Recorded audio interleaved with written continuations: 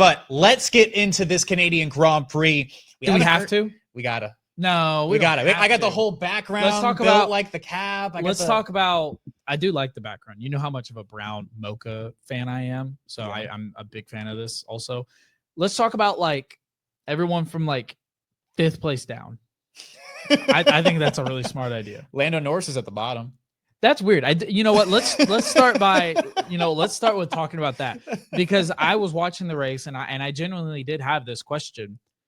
So he doesn't technically DNF from the race. They just consider him +4 laps, but as a finished driver. Can you explain that? So like the +4 lap? Yeah, because the car... Rather than being DNF'd, because he didn't finish the race. I mean, he technically DNF'd. He didn't score any points. Exactly. The car did not cross the final finish line, so it's a DNF. But as far as like the classification being +4 down, yeah, it's because the car was passed 4 times on track, and then the race ended under the safety car. So because it ended under the safety car, they never resumed racing. That's probably why. So had it not gone to safety car, it would have just been a DNF regular. If they had resumed racing, it doesn't really matter. He got 0 points. Yeah, it's the bottom. But I was just wondering. Racing afterwards, it probably would have just been a DNF. I mean, he would have still finished. I think he would have finished in like 18th place because Albon didn't finish and Liam Lawson also didn't finish. Right. But yeah, he would have finished technically in 18th, but he still would have DNF'd, not finished. Interesting. I just, obviously we're going to talk about the whole incident and the clash and everything that happened, but that I just sure hope right so. off the bat, right on the bottom of the screen. But right off the bat, that jumped out to me, and I was just like, how does this work? Yeah, how does this work? Why did that? Well, that's why you tune into the Formula One podcast. And you know what? The best part was, that's not on my notes. That's not on your notes. We didn't talk about that before race. You just knew that answer. And if I'm wrong, feel free to let me know down in the comments. But the papaya incident, the papaya clash, we're going to start there. The McLarens finally collided. We had a feeling this was going to happen. They talked about it going into the weekend. Yeah, they did. They talked about it going into the weekend. I must have missed that. Yeah, Lando. I want to say it was Lando who was asked about it on media day Thursday, and it might have been Friday, but either Thursday or Friday. And he was like, "Look, it's not a if we're going to come to blows. It's a matter of when. We both want to win. We've both been given the clearance to race." And sure enough, foreshadowing comes to fruition. He kind of jinxed himself, and it happened. Yeah, so they definitely did come to blows, but. Coming to blows, Lando Norris dropped like a stone in the World Drivers' Championship standings.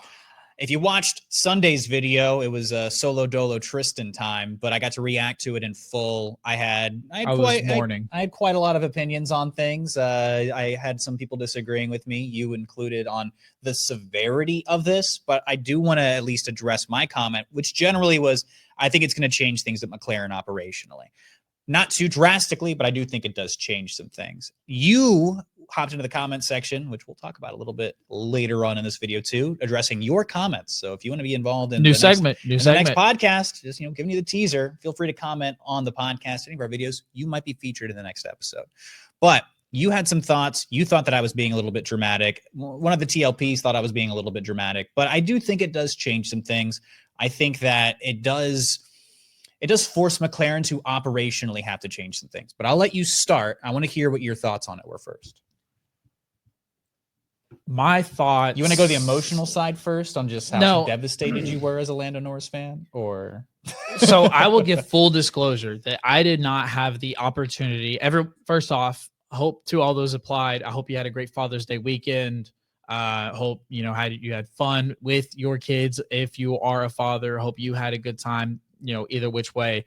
I was enjoying my Father's Day weekend, not because I'm a father, but with my father and some other family. So I did not have the opportunity to watch the race. I did go back. I watched qualifying and I watched the race this morning because I always do before we get to write down notes. It's right there. Exactly. And even though I knew the results, I knew what was going to happen based on, posting all of our shorts and watching all of the content that comes out and all the, keeping up with everything F1. I knew what was going to happen. I knew that Lando crashed into Oscar, and I knew that he was DNF'd from the race. Even with all of that in my mind, I still was sitting there in my bed and I was just like, no, I get it. I understand from Lando's perspective, you want to go all out and you want to try to overtake your opponent.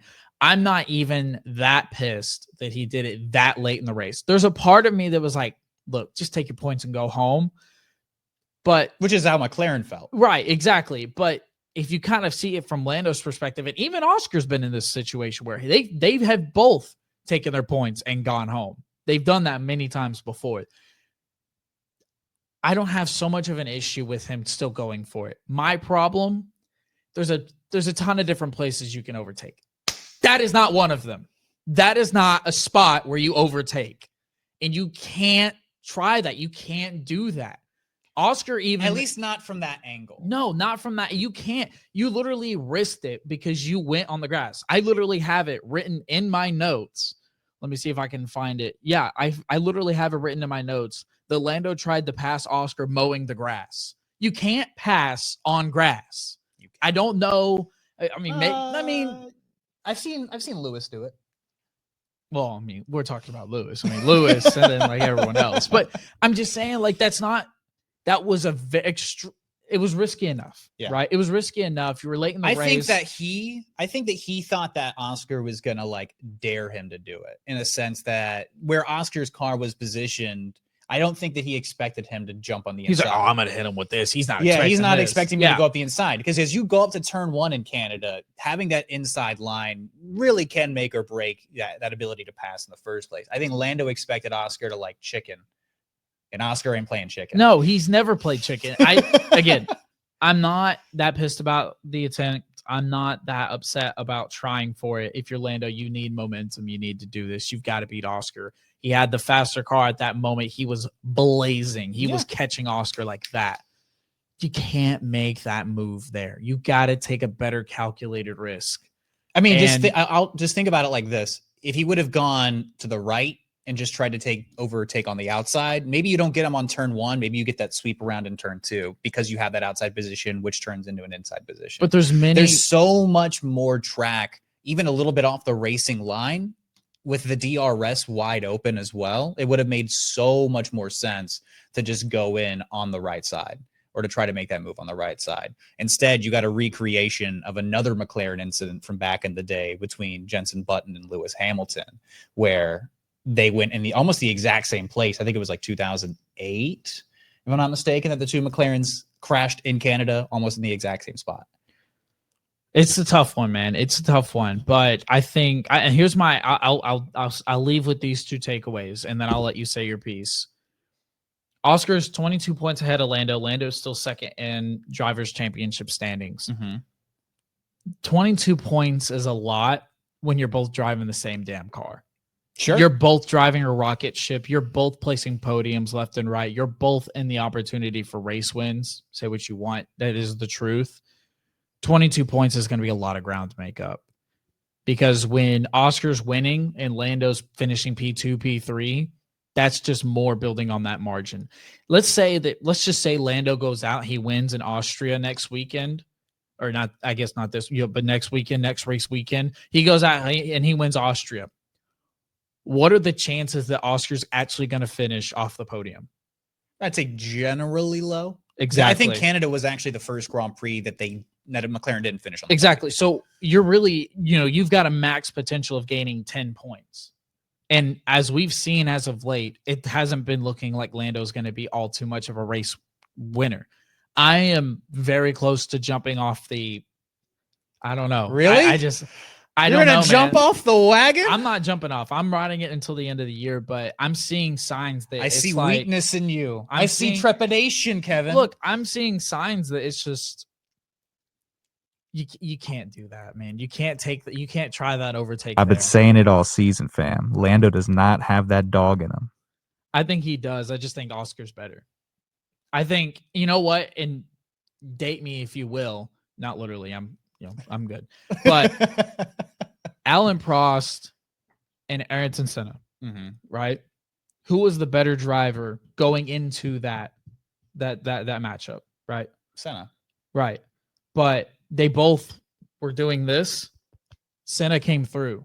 I feel like going into that during that era, and I guess you could correct me if I'm wrong. I think you were live back then, but Alan Prost at that time was one of the favorites. There was a lot of people that thought that could have been his year, and Senna took it away because, that's just how it went. I think that's exactly what this is. I think this was supposed to be Lando's year, and Oscar's just so damn good. He took it away. I think that's, and look, I could be wrong, but that's what came to my head. I mean, as far as like what this means for them going forward. And please roast me in the comments if I've had that wrong, but that's just that was what I thought of, I guess. Look, generally, like, I think that this does change a lot of things for them going forward. I think from the team perspective, it changes a lot of things. Maybe between the two of them, like they're still kind of buddies. Your first enemy is your teammate. I mean, generally. they get along well, and it looks great. I sent you the comments afterwards. Lando taking full ownership, which you can always respect. But even Oscar was like, "Hey man, like I'm good." Like I was like, "You're the one that kind of got screwed there. I'm chilling." Well, like. So what I wanted to get at is their ability to race each other moving forward is going to be noted by the team. It's not even just a driver to driver thing, because obviously heat of the moment, like these guys are both going to make some ambitious moves. Oscar's going to play good defense if he's ahead, and so would Lando Norris at least try to. Yeah. Right. Relinquishing positions is going to be the name of the game for McLaren, because for them, it's about Constructors' Championship at the end of the day.